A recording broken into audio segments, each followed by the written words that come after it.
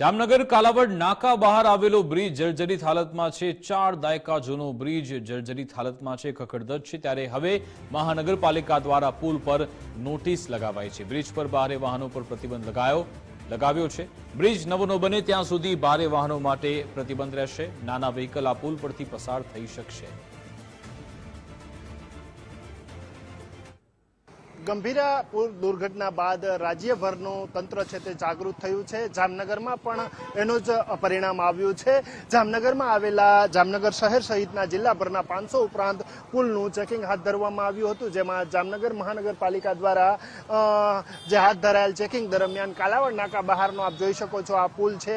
રાજાશાહી વખતનો પુલ છે કે જે જર્જરિત હાલતમાં જોવા મળ્યો હતો અને આ પુલ પરથી મોટી દુર્ઘટના ન ઘટે તે પૂર્વે તંત્ર દ્વારા એક જાહેરનામું બહાર પાડી દેવામાં આવ્યું છે અને આ જાહેરનામામાં લખવામાં આવ્યું છે કે ભાઈ અહીંથી ભારે વાહનોને જે છે તે બંધ કરવામાં આવે છે।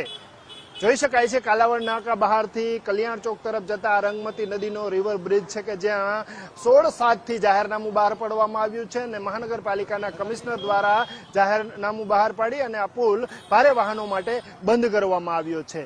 ભારે વાહનોના બંધ છતાં પણ આ પુલ પર ટ્રાફિક રહેતા અંતે તંત્ર દ્વારા જે પુલ ઉપર જોઈ શકાય છે લોખંડની જે છે તે બેરિકેડ ઊભી કરવામાં આવી છે। લોખંડની જે છે તે બેરિકેડ ઊભી કરી અને ભારે વાહનોને પ્રતિબંધ દર્શાવતું જે છે તે જાહેરનામાની અમલવારી શરૂ કરી છે। એટલે કે મોટી ઘટના ન ઘટે તે પૂર્વે તંત્ર દ્વારા જામનગરમાં સાવચેતીના પગલાં ભરવામાં આવ્યા છે। કેમેરામેન